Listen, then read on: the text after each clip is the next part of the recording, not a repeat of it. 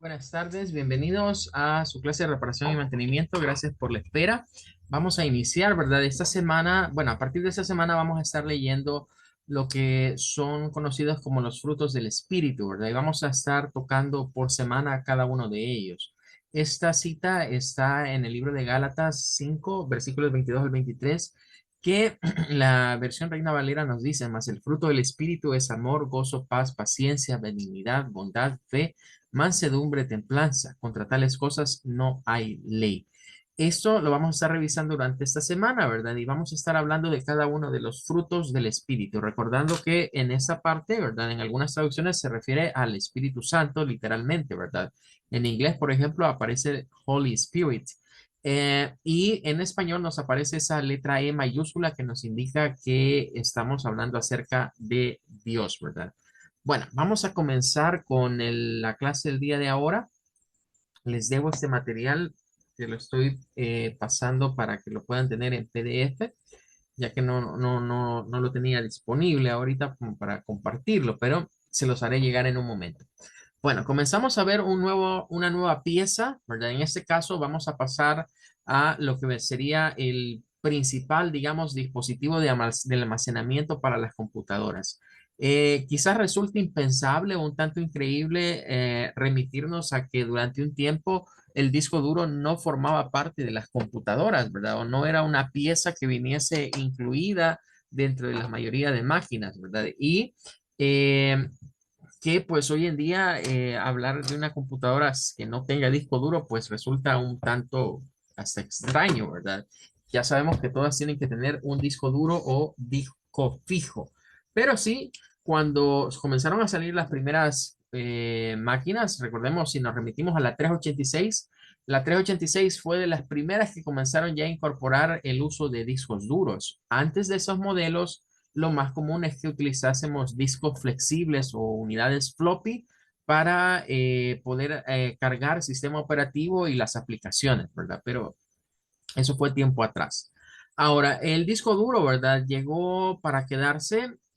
Comenzamos a hablar de la primera tecnología, digamos, de discos duros que se comenzaron a fabricar, que eran pues discos de estado magnético. Recordemos que la forma en la cual ha ido evolucionando los medios de almacenamiento en la computadora ha sido dispositivos magnéticos, es decir, que utilizaban el electromagnetismo para poder guardar o resguardar la información en términos de bits.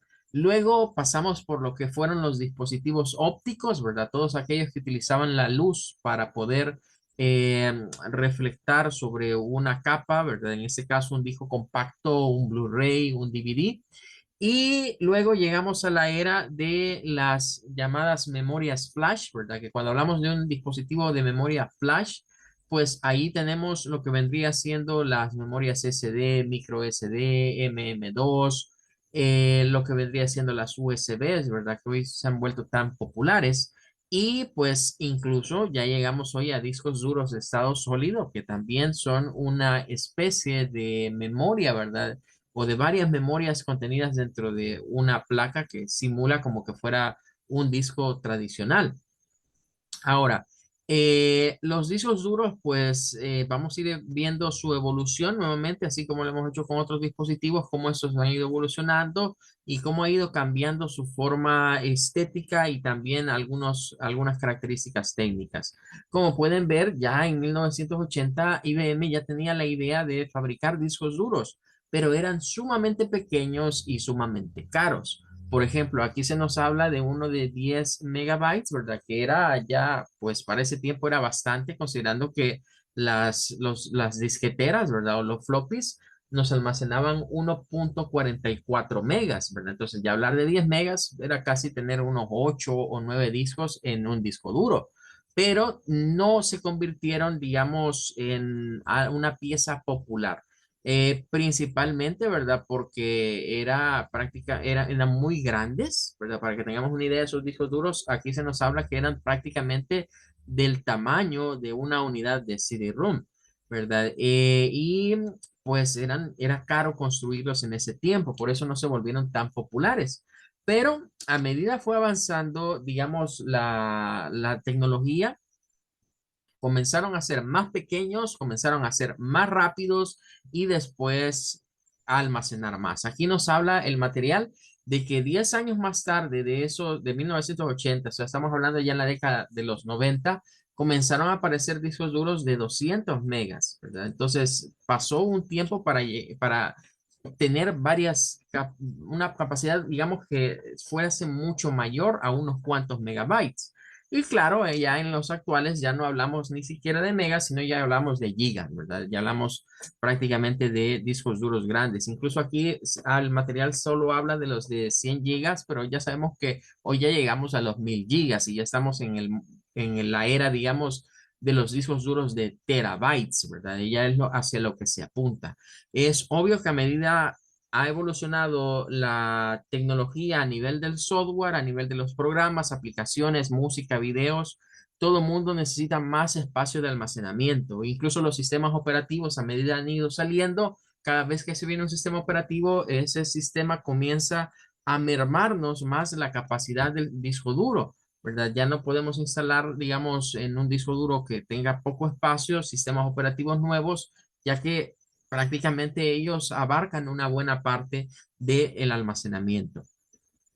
A pesar de que se ha tratado de hacer sistemas, por ejemplo, Windows 10, ¿verdad? Ha tratado de ser lo más minimalista posible en un disco duro, por ejemplo, de estos que nos venden de unidades de estado sólido, los más pequeños, que hoy se han abaratado mucho, un disco duro de 120, de unos 120, ¿verdad? O 128 megas, pues resulta que prácticamente al instalar el sistema y otros programitas nos viene quedando menos del 40% de espacio en el disco como para archivos, ¿verdad? Así que es de tomar en cuenta esa situación de que los discos duros hay que tener un balance, ¿verdad? Entre lo que guardamos y el sistema operativo que también reside en el mismo.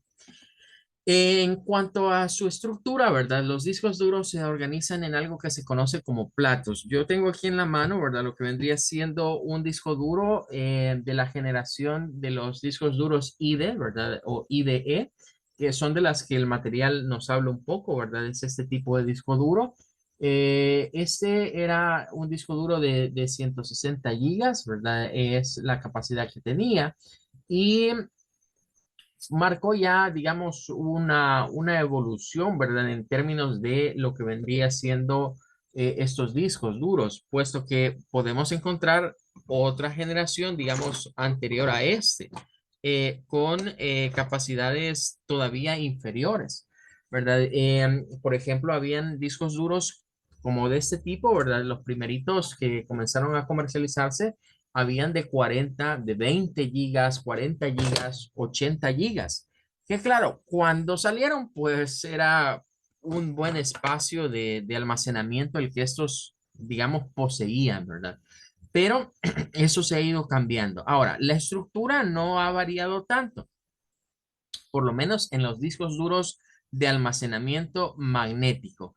Entiéndase por disco duro de almacenamiento magnético un disco, ¿verdad? Que acá internamente, ¿verdad? Vamos a mostrar un disco duro en otra clase por dentro, aunque quiero decir, no es nada aconsejable ni es práctico destapar un disco duro, ¿verdad? Más que para efectos de ver cómo es por dentro, porque esto, ¿verdad? Trae unos alojamientos que vienen sellados, prácticamente es un sellado hermético el que les hacen de fábrica para que no entre, pero ninguna partícula de polvo, porque adentro lo que encontramos es un plato metálico que tiene un recubrimiento magnético.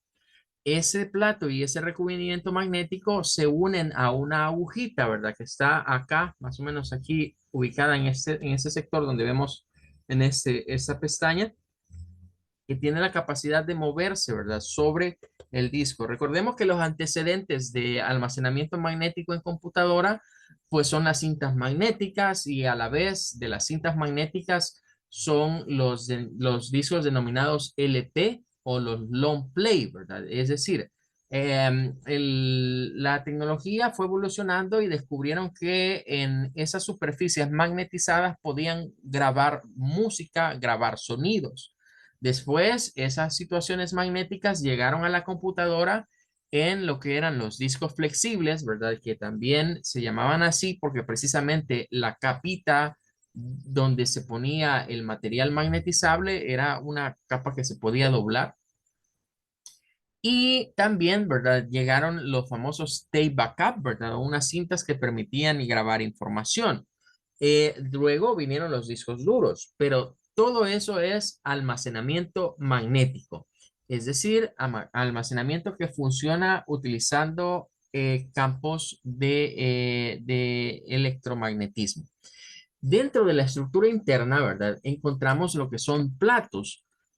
Durante un tiempo los discos duros eran bastante altos, eso era porque traían varios platos, pero a medida el recubrimiento se fue fabricando y se fueron mejorando, digamos, sus características, hoy en día, pues estos discos duros ya solo traen un plato, ¿verdad? No es necesario utilizar muchos, pero sí, durante un tiempo es como que yo les dijera, mire, los discos duros más antiguos era como unir tres de estos así, ¿verdad? Era un gran mastodonte así, ¿verdad?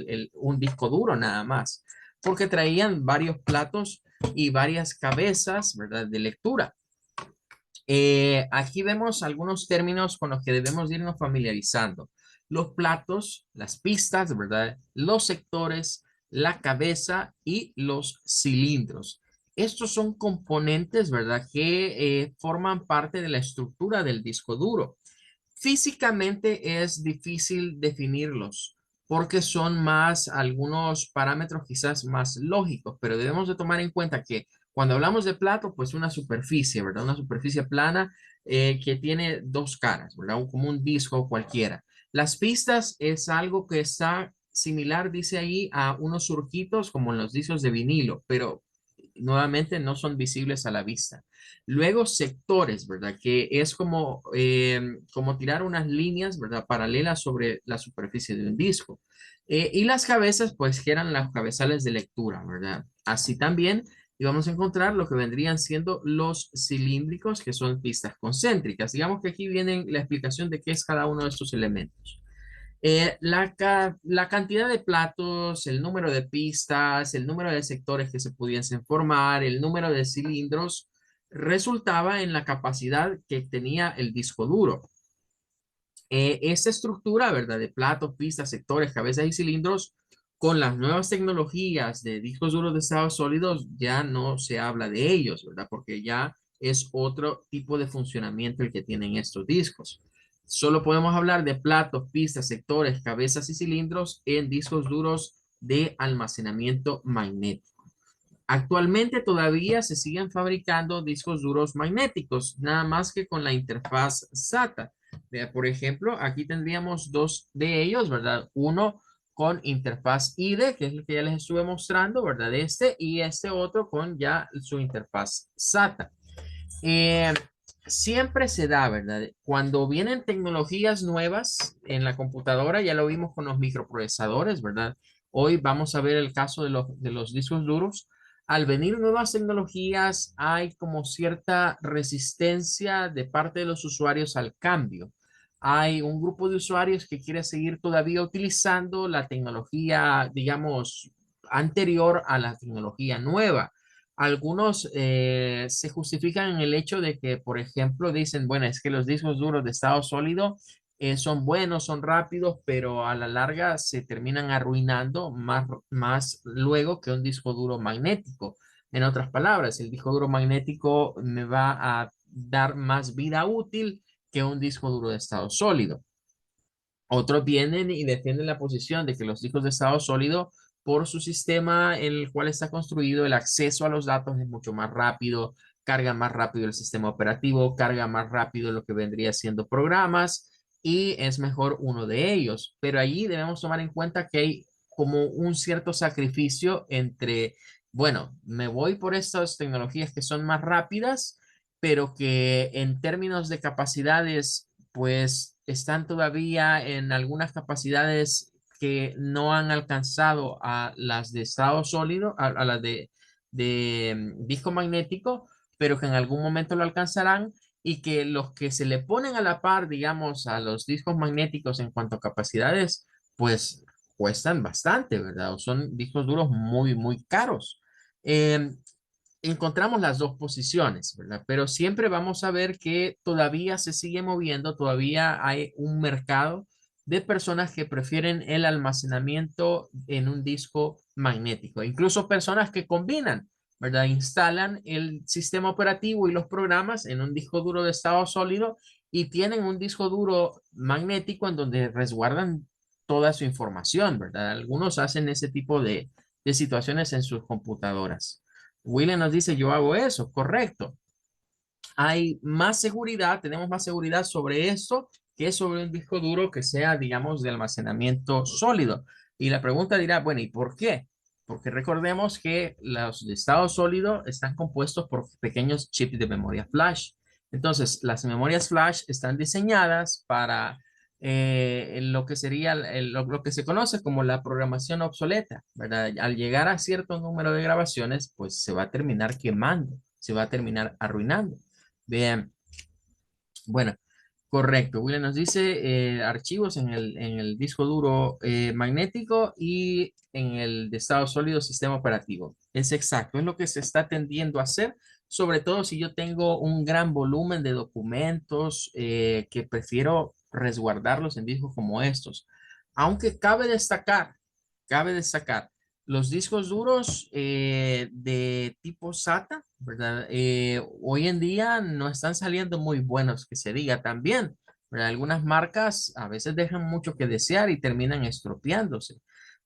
Por ejemplo, uno de los fabricantes de discos duros que se especializó, digamos, en fabricar discos duros, que de hecho es este que está acá, ¿verdad? Este que está acá. Es una compañía que de hecho ya no está solita, ¿verdad? Hoy se ha aliado con otra de las grandes, ¿verdad? Pero durante un tiempo esta marca fue muy reconocida, ¿verdad? El nombre de esta marca es Seagate. Es esa marca de discos duros. Ellos se han especializado en discos duros. No vamos a ver a ellos haciendo otra cosa más que discos duros, exceptuando hoy que se fusionaron con otra compañía algo grandecita, ¿verdad? Y hay otra marca, ¿verdad? Que también, ¿verdad? Quiero ver, aquí tengo, bueno, este, por ejemplo, este es un Toshiba, ¿verdad? Toshiba se mete a hacer discos duros también. Pero hay otra marca que se ha mantenido mucho en la fabricación de discos duros, que es como este que les voy a mostrar ahorita. Este es una marca que se conoce como Western Digital. Vamos a poner acá, este sería un fabricante de discos duros y Western Digital es otra fabricante de discos duros. Estos dos, digamos que son como los que se han quedado durante más tiempo. En medio de eso, yo puedo hallar discos duros Toshiba, puedo hallar discos duros Samsung, puedo hallar discos duros de marca Hitachi, ¿verdad? Y y una que otra marca por ahí, ¿verdad? Pero estos dos son como los principales fabricantes de discos duros. Seagate, por ejemplo, ahorita William nos dice Kingston, sí, Kingston, pero Kingston se ha quedado solo con el mercado, digamos, de discos duros de estado sólido. Nunca se metieron a hacer discos duros magnéticos, ¿verdad? Bueno, ahorita nos estamos concentrando quizás más en hablar de los de almacenamiento magnético, pero en estado sólido ya han salido un montón de marcas, ¿verdad? Hay un montón de marcas que pues desde las más desconocidas, podríamos decir, por haber, y algo otras como Kingston que se ha hecho. Kingston, la verdad, comenzó haciendo memorias RAM, ¿verdad? Y después dio el salto a memorias USB y claro, se quedó en ese rubro de trabajar con memorias, ¿verdad? De ahí es que saltaron a los discos duros, ya que tenían experiencia en trabajar con memorias. Ahora, lo que quiero retomar de esos dos es que en el caso de Seagate, ellos tienen ahorita una especie de clasificación de tres tipos de discos duros, como para que el usuario escoja de acuerdo a lo que va a hacer. Hay una clasificación, por ejemplo, para usuarios en general de PC. Hay una clasificación de discos duros para cuando estos se van a poner en sistemas de videovigilancia que son de alto rendimiento, donde van a estar encendidos prácticamente todo el día guardando información. Eh, y bueno, no me recuerdo cuál es el otro, pero creo que son tres series de discos duros. Y claro, dependiendo del uso que se le vaya a dar, qué tan rudos, digamos, vaya a ser el uso en términos, por ejemplo, un DVR, ¿verdad? Un sistema de videovigilancia, es un uso pesado. El disco duro va a estar encendido las 24 horas, posiblemente los 7 días de la semana, y nunca se apague, y continuamente grabando. Entonces, ese disco duro es especial y es diseñado por Seagate con una serie especial para ellos, ¿verdad? Y dicen, y tiene un costo alto. Luego hay otros discos duros intermedios y después están los más baratos. Han llegado a ese punto como a clasificar los discos duros de acuerdo a el número de horas que van a estar trabajando y la finalidad que estos van a tener. Así que estas compañías, digamos que son como las más fuertecitas en términos de fabricación de discos duros. Y repito, se han especializado en ellos. Es decir, de si Intel y AMD se quedaron con hacer los procesadores, Seagate y Western Digital se quedaron con hacer discos duros principalmente de almacenamiento magnético. Bien, ahora, luego acá nos habla, ¿verdad? Un poco el material respecto de la estructura interna. Cuando vemos un disco duro por dentro, adentro quizás diremos al desarmarlo, a diferencia de otras piezas, diremos, bueno, esto no es gran cosa, no tiene mayor cosa. Cuando les muestre, ¿verdad? En la práctica un disco duro por dentro, vamos a ver que realmente dentro del disco duro no parece haber gran ciencia. Básicamente solo encontraremos lo que son, hay un modelo como de varios platos, ¿verdad? Ese simula varios platos, pero los actuales ya solo tienen un plato realmente. Encontraremos el plato, encontraremos un motor que es el que permite generar las revoluciones en este disco duro. Cabe mencionar que para los discos duros hablamos de revoluciones por minuto, ¿verdad? En esos motores se usa el término de RPM o de revoluciones por minuto, similar a lo que se usa, digamos, para medir un motor de un vehículo, ¿verdad? O de un automotor, se usa el mismo término. Vamos a encontrar lo que es la cabeza, ¿verdad? Que es esta puntita de acá, la cabeza de lectura, una especie de aguja, ¿verdad? En donde va. Esto es parecido al tocadiscos, ¿verdad? Si ustedes han visto un tocadiscos de estos antiguos, es casi la misma idea, ¿verdad? Tener como esa aguja, ¿verdad? Que se posiciona sobre lo que sería un plato. Y acá un motor más que hace que esta aguja pueda moverse, ¿verdad? Sobre esta superficie, ¿verdad? Ya sea desde este punto hacia el centro o hacia el borde exterior. Los que tenían más platos, pues había una aguja por cada plato, ¿verdad? Pero, repito, eso ya casi no se mide. Y pues quizás haríamos una bolsita por acá, ¿verdad? En alguna posición por acá, una bolsita de estas que traen como bolitas en gel para evitar que haya humedad. Eso es todo lo que vamos a ver adentro del disco duro. No vamos a encontrar ya mayor situación. Ahora, los discos duros están construidos con una serie de alojamientos, que es lo que esto nos está marcando acá. Estos alojamientos, ¿verdad? Permiten que esté esto completamente sellado. La tapa incluso de los discos duros que va por encima trae una especie de rubber, una especie como de empaque, ¿verdad? Alrededor para que cuando se atornille eso quede presionado de forma que allí no entre ni siquiera aire, ¿verdad? No entra aire, es prácticamente vienen como empacados al vacío, digámoslo, ¿verdad? Aquí no entra nada de aire ni nada de suciedad. Eso sí, debemos de destacar, el disco duro internamente nunca se nos va a ensuciar, ¿verdad? Porque con una partícula de polvo que caiga acá sobre una superficie del plato, pues ya el disco duro digo bye bye y se arruinó. Eh, de hecho, el que les voy a mostrar, tenemos uno que se abrió ya hace tiempo y hay uno que se abrió recientemente, pero van a darse cuenta que la superficie de los platos es prácticamente como un espejo, es tan reluciente como un espejo. Bien. Y eso es lo que buscan con estos alojamientos, que quede eso completamente sellado y que ahí no entre ninguna basurita y que ni siquiera pues aire vaya a entrarle a lo que es el disco duro. Eso es lo primero que debemos de saber.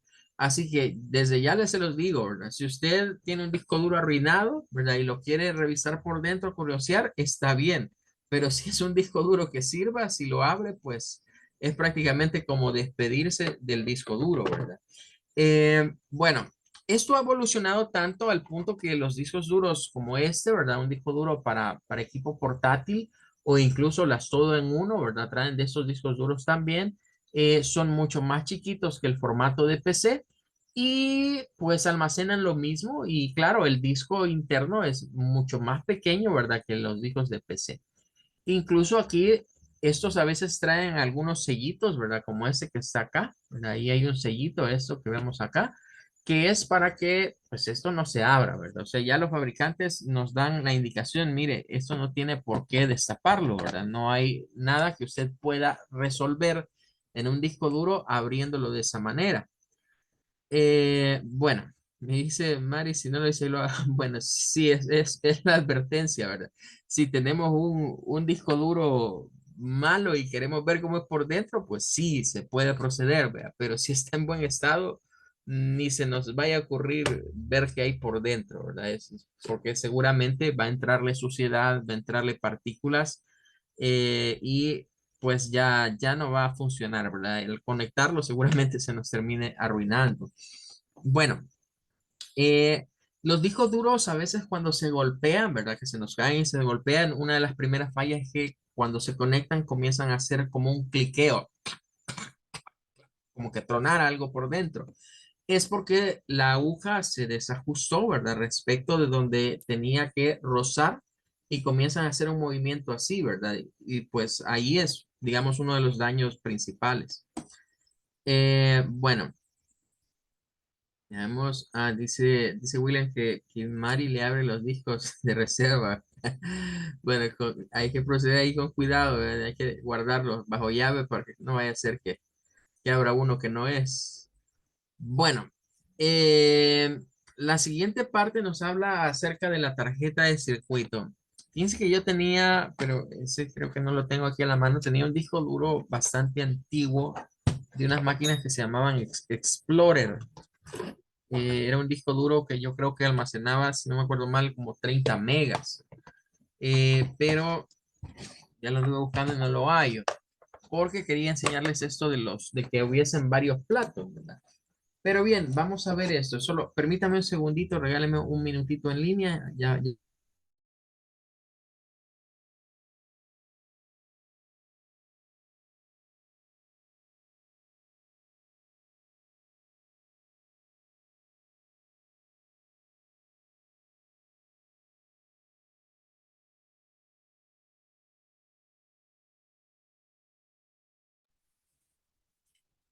Ok, gracias. Vamos a ver.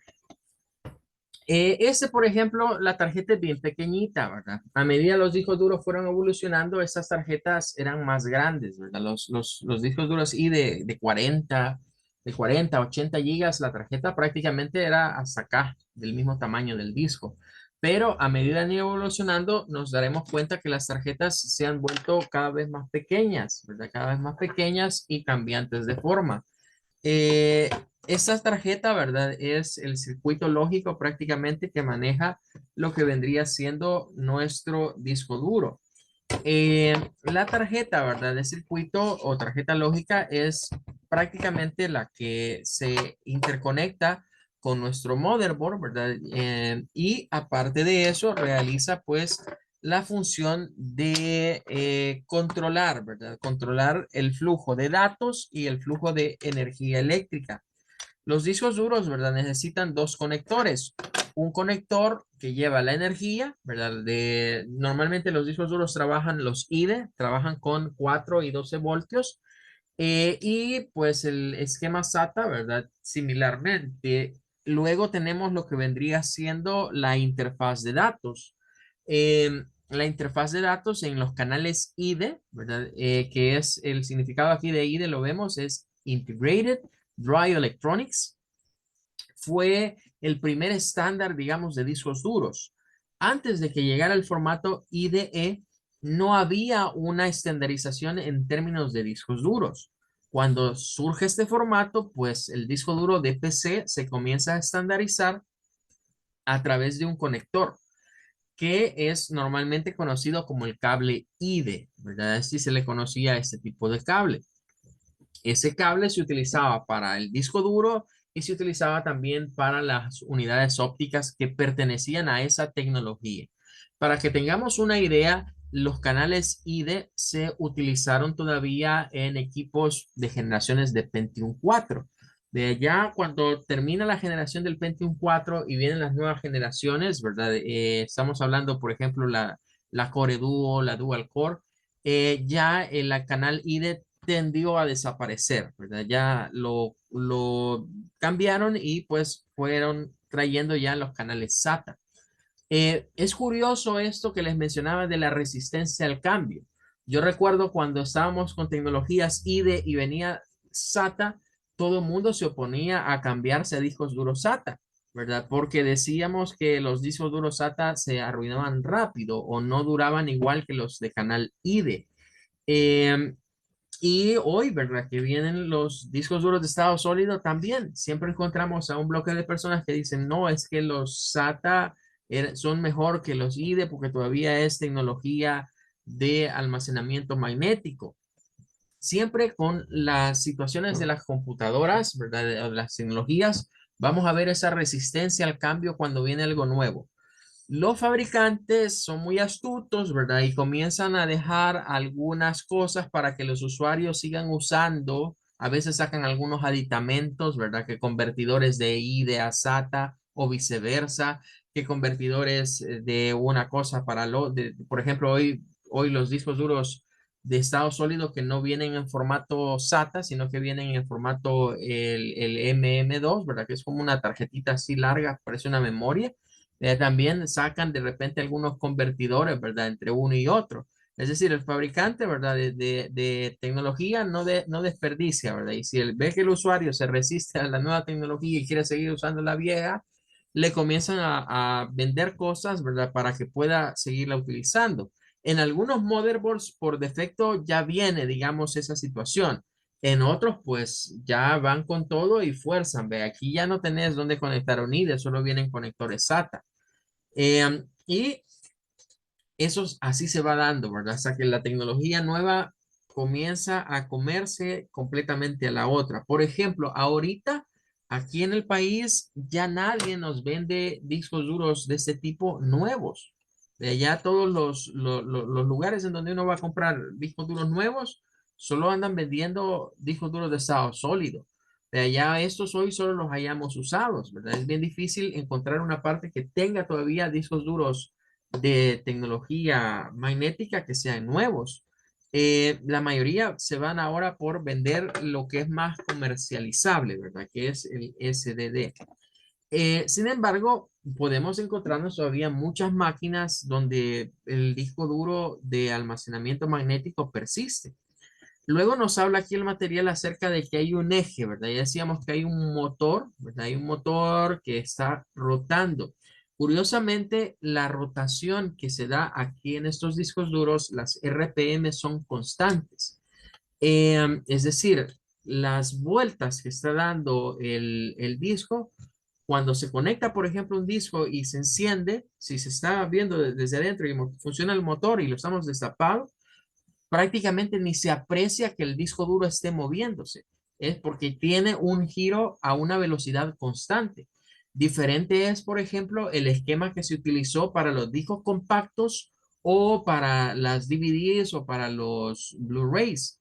Todos los de almacenamiento óptico, la lente, dependiendo de la posición en el disco donde está la lente, los de almacenamiento óptico no tienen una velocidad lineal, tienen una velocidad angular, que significa que si está más cerca del centro, el disco gira más suave, pero a medida el lente de una unidad óptica se va acercando a los bordes, el disco gira más rápido. Si ustedes usaron discos compactos, se darán cuenta que a veces cuando uno metía el CD-ROM, comenzaba a leerlo y había momentos en los que el zumbido del CD-ROM se escuchaba más rápido y momentos en el que bajaba la velocidad. Precisamente eso ocurre en los discos compactos. Pero en los discos de almacenamiento magnético, no. En los discos duros es una velocidad constante la que se mantiene, es prácticamente una velocidad lineal constante la que tienen en términos de los giros. Es decir, giran siempre a la misma velocidad, con las mismas revoluciones por minuto. Por esa razón es que muchos discos duros decimos, bueno, es casi silencioso, ¿verdad? No se escucha mucho el trabajo de un disco duro comparado con una unidad óptica. La unidad óptica, digamos, como que fuese más ruidosa. Ahora, nada que ver, ¿verdad? En cuanto a los discos duros, nada que ver con los floppies.